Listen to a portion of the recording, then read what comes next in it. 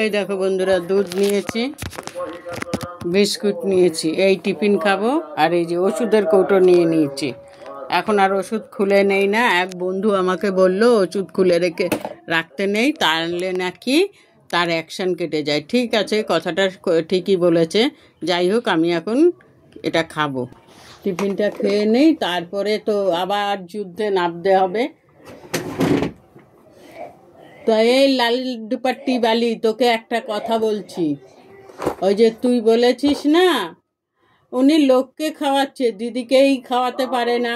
ওরে আমার দিদির অভাব নেই রে, তুই এসে খেয়ে যা। আমাদের দুই বোনের অভাব নেই। তোর অভাব দেখে, লোকের খাওয়া দেখে হিংসা করিস, তাই আমি তোকে বলছি আমার দিদির কোনো অভাব নেই। তোর অভাব দেখেই তো লোককে রাক্ষসী মাক্ষসী যা ইচ্ছে বলিস।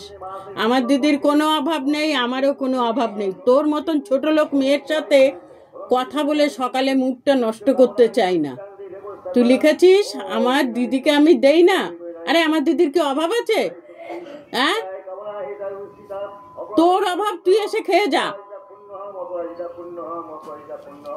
তুই জনম দুঃখিনী, খেতে পাস না, তোর বর খেতে দেয় না, তোর বাপ খেতে দেয় না। ছোট লোক মেয়ে ছেলে, এত এত লোকেরা ওকে অপমান করে করে কথা বলছে, ও তবু শুধরায় না। তার মানে ওর মা বাবাকেও কত জ্বালিয়েছে, এখন স্বামীটাকে মনে হয় জ্বালাচ্ছে।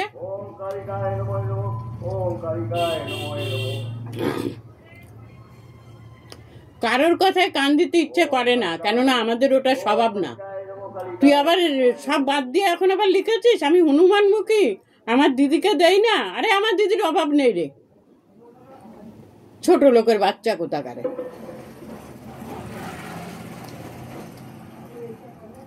তোর জন্য তোর মাটা তোর বাবাটা বাজে কথা শুনছে, তোর মতন একটা বাজে মেয়েকে জন্ম দিয়ে। হ্যাঁ, তুমি কোথাকারে, অতি জঘন্য বাড়ির মেয়ে তুই, অতি জঘন্য।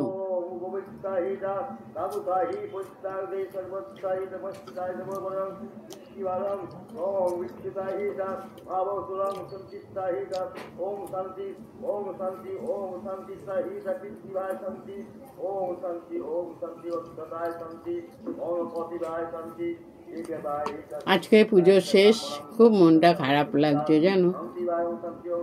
পুজোর দিনে সবাই কত আনন্দ, বাচ্চা বড় বুড়ো সবাই আনন্দ করেছি। মা জলে চলে যাবে, সব শেষ। তাহলে রাখি বন্ধুরা, অন্য ভিডিওতে আসবো।